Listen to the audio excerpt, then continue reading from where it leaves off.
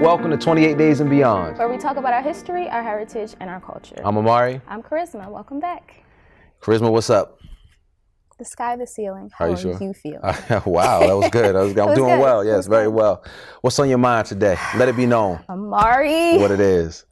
So I was watching some news clips that came across my path, and I came across a Fox correspondent by the name of Laura Ingraham, I believe, and in response to a short documentary or a podcast, I think it was, with LeBron James and Kevin Durant, they were talking about your president, Donald Trump. And T'Challa? What? No. No, they were talking about Donald Trump and his the way he's been treating Black and brown folks. Word. And they said he doesn't care about the people. And this woman's response was to tell LeBron James to shut up and dribble. King James. Yes, she said shut up and dribble. And in addition to saying shut up and dribble, she basically said that he wasn't even intelligent enough to make a comment about it, and he should stay out of politics because he didn't graduate from high school, which, by the way, was not true. So irresponsible journalism. Yeah. And apparently she's taking away our amendment of free speech. And this got you fired up. Why? Of course. Why? Can you not tell? My face is hot. You were. Come on, woosah. I just feel like it's ridiculous. Yeah. What gives you the right to tell someone that they don't have a right to speak out against people that are being wronged in this country? Yeah, but I mean, this is, we always hear folks saying, athletes need to stick to sports and singers need to stick to entertainment, so on and so forth. Don't get out your lane. We're not, we don't care about what it is you have to say. We care about how you perform. Yeah, and Fox News has a tendency to say that unless they're people that are, right-wing and Republican supporters. Yeah, certainly so. So there's that part. Right. No, I just think it's ridiculous. And, as a journalist and as a woman in particular, given the history of this country and how long women had to fight for a right to be able to vote and to even have a job as a journalist, I just feel like it's really ridiculous on her part. What if LeBron's response was, you know what? I'll shut up and dribble when you stop working as a journalist and go get pregnant and walk around barefoot. Now, hold then up. He'd be a sexist jerk. But would he not? Didn't your boy Cam Newton say something like that back in the day? I believe. He said it's funny to see a female asking about sports, and then they got on him about that. And they ripped him apart. Yeah. Not knowing that this woman had a history of also some very racist comments as well. But right. But this is what I'm saying. I mean, it's a back and forth. Are we to be surprised? Is this surprising? I'm not surprised, but I'm still angry about it. Yeah. Why are you watching Fox News anyway, though? I wasn't watching Fox News. It came across. Oh, I got you. Yeah. Somebody had reposted it. Yeah, people. You saw it. Yeah, I didn't see it. Yes, you did. I saw it. But LeBron also had a response where he was like, "What's her name? Who?" Yes, he did. Right, exactly. He actually thanked her for talking about him because he said that she gave him a platform and gave him visibility to people that may not have known what he said if she hadn't gone on Fox News and embarrassed herself the way that she did. I don't know. There's a lot of folks who agree with her. Yeah, well, we can't have all the things that we want in life. But anyway, we have a very special guest today that's going to join us and talk a little bit about this whole shut up and dribble notion and about, what athletes should be doing or should not be doing with their platforms. We are joined today by Brian Westbrook. Yes. What? Whoa. The Brian Big Westbrook. Big times here on 28 Days. I know. We're moving on up. But we have to take a break. That's what's up. So we'll be back with more 28 Days and Beyond right after this. Welcome back to 28 Days and Beyond. We're joined now by Brian Westbrook. What's up, man? Another day, brother. Another day. Brian Westbrook. Brian Westbrook. What's going on? That's right. Get it right. Yeah, exactly. Thanks for joining us. Thanks for having me. Yes. So, where do we start? Shut up and dribble. Shut up and throw. Shut up and catch. Shut up and run. Yeah. Shut up and entertain. There it is, right? Yeah. What's up? That's a tough mind state. I mean, I think that's it's bad because if everyone actually believed that, everybody just did exactly that, just shut up and do, be an artist, shut up and be a sports person, where would this country be at? I mean, there's no progress that way. And that also kind of minimalizes people that have more to say than just basketball or just football. And the unfortunate part about this whole thing is that when you tell people that have influence, Jay-Z, LeBron, stars of this world, Kevin Hart, just shut up and do this, you can't come back and say, well, I need you now to help us raise money. Exactly. Right. Go tell that to J.J. Watt, who raised millions of dollars for the hurricane victims in Houston. You can't make those same type of statements. And so, there's a lot of different ways to look at it. But the bottom line is this. You can't pigeonhole any individual in just doing this. Because that's crazy. That's just not how life works. It's insane. Everyone is multifaceted. And I think that when Laura Ingraham said that, it just made her look kind of crazy. Like, hey, and here's the thing. I think you made a great point. You said, back in the day, some people believe women, shut up, stay in the kitchen, cook, feed the kids. Well, I mean, we've evolved into something totally different now. And further back, black people, shut up, stay in your place. You don't have no right to talk amongst us. Well, guess what? It's a new day. Well, it's interesting that you say back in the day, because I think really that's what we're circling back to. I think that's what the root of her comment was. Making and the root America of this, great again. Yes. This issue is this notion of, Black people staying in their place, so to speak, or athletes staying in their place, like you said. But we've been seeing this uproar happen kind of more frequently, I feel. I think the last event that I can think of that had this much feedback was Beyonce's Super Bowl performance when she came out and, they held up the Black Power fist. That was a big uproar. How dare she? And everything that she's doing is anti-police. It's not anti-police telling people, stop killing unarmed, innocent people. Like, that's not anti-police. Right. It's a fact. So, I agree with a lot of what you said, and this notion of, people just being this one thing and just do that. It's ridiculous. I think it's kind of crazy for people to think that Beyonce should only be the one thing, or LeBron should only be one thing. But the other thing is that when you're telling me to stay in my place, you're also smacking me in the face at the same time. Oh, yeah. And that type of mindset doesn't belong on TV. Really doesn't belong in our culture. And if I'm speaking out against social injustice and you're telling me to shut up and stay in my place, that means you don't have a problem with social injustice. So if we're seeing the same problem, the same issue, black, white, whatever, and you don't have a problem, but you're not willing to say something, then that's a problem in and of itself. And unfortunately, Lord, she didn't want to address it at that time. I'm glad that we have Black role models now that are willing to step up and say, no more. Right. I'm going to step up and say something about that. Just imagine people, Rosa Parks. What if she just stayed in her place? We wouldn't be here today. No. We have an opportunity, and we really have a job to do. What if all the people that are helping our youth stayed in their place, shut up and stayed in our place? What happens to our youth? That's white, black, that doesn't have a race or gender. That's all across America. We have an opportunity and we have the platform. If these educators want help, then they'll reach out to LeBron, they reach out to Jay-Z, whoever. But if they just stayed in their place, then some of these kids have no future. I think it's our job as athletes, people that have the platform. If you look up to me, if 2 people look up to me, if 10 people look up to me, then it's my job to say, listen, you're right for this and you're wrong for that. And let me teach you and show you the right way. It's simple as that.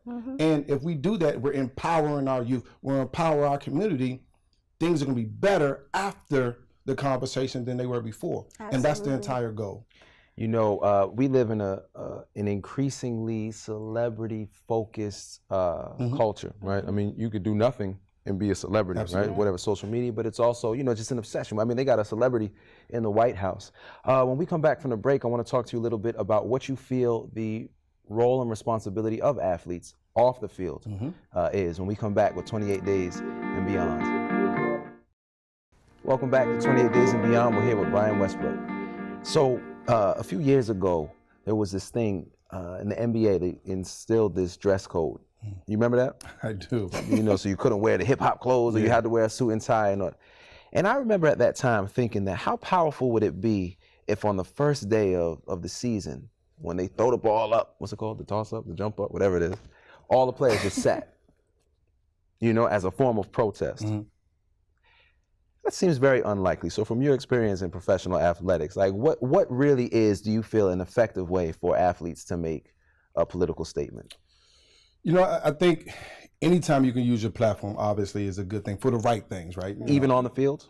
I think that on the field, you want to do as much as you can to make sure you play. I mean, the platform can be in so many different ways. For guys like myself. Now the platform is in the media. The platform is the opportunities that I have on TV, things like that. Even when I talk to youth, the biggest platform for the guys that are currently playing is most of the time when they have the microphone in their hand and or when they can be seen. The problem with some of the things is when you're being seen, you have a uniform on, so you have to be in uniform. You have to be in code and things like that. I think the biggest form of protest that we've seen in recent history is Colin Kaepernick and what he was able to do, not during the game, but prior to the game. And just like any other protest, you want to affect and touch and be with as many people as you can. And that was his best form of protest. Yeah.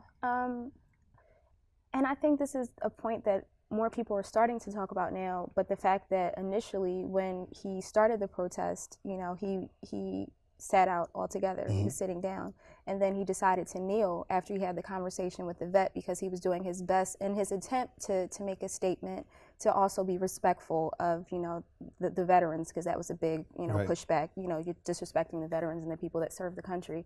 But with that being said, what would you say is one of the responsibilities of athletes having these platforms that they have in terms of being role models?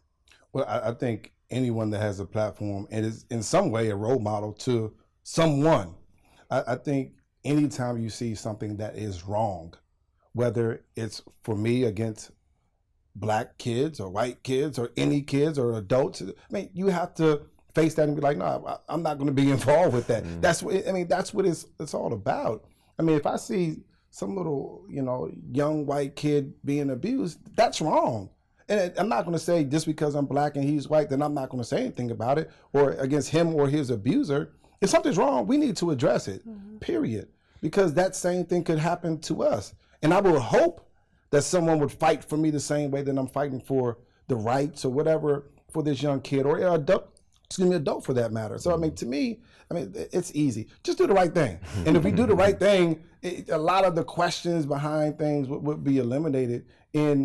If protesting, which is the form that some people choose to gain attention, if that's going to help alleviate a problem, social injustice, which could affect a lot of people in our country, if that's a way that you alleviate that problem or help to start the conversations, then why would you have a problem with that? And I think it definitely has started a conversation. I mean, we're talking about it. Well, because as you're talking, I'm also thinking about the response of other people and other players in the NFL to Colin Kaepernick. I mean, some folks were very aggressively against him, and others were saying he's doing the right thing.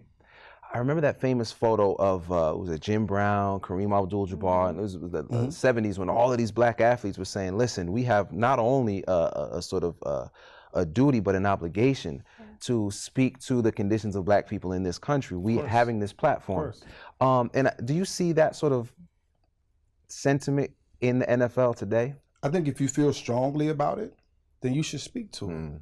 No matter what it is. If you feel strongly about it, then you should speak to it. I was talking to a young man, Chris Long. He felt strongly about building water wells in Africa. He felt strongly, if he's compassionate about it, he's been doing it for the last 10 years or so, then that's what you should speak about. Those conditions, if you have a problem with that, then speak about that. If you feel strongly about it, then what would be the issue? The problem is that I don't necessarily want you to convert, but I want to have the conversation. You may disagree with me after we have the conversation. Cool, but at least we have the conversation. The conversation is what we have to start with. I need to let you know what I see as an issue, and then you're going to say, well, I don't see it as an issue. Then I explain to you, these are the reasons why I think it's an issue. This is how it's affecting us.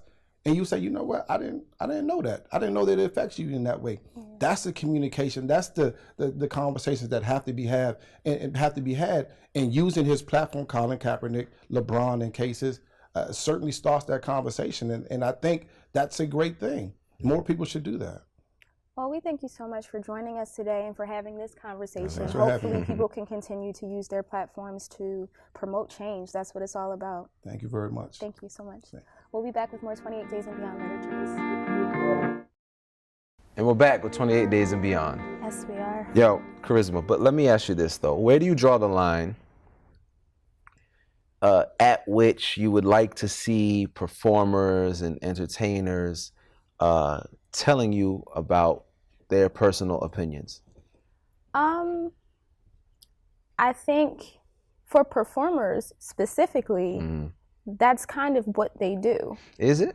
Yeah. So if you go to a concert, right, you're going to that show and the performer is giving you songs or playing music that they've created to express something that they believe in or something that they feel. That's what they're doing. Yeah. So for performers, if that's what they do, then, you know, using that same logic, them speaking to you not through song, but, you know, just using the opportunity to speak to you because they have a larger platform, to me kind of goes with the territory. All right. As far as athletes are concerned, I think it's the same thing. I feel like when you become a professional athlete, that's something that so many young people aspire to be, right?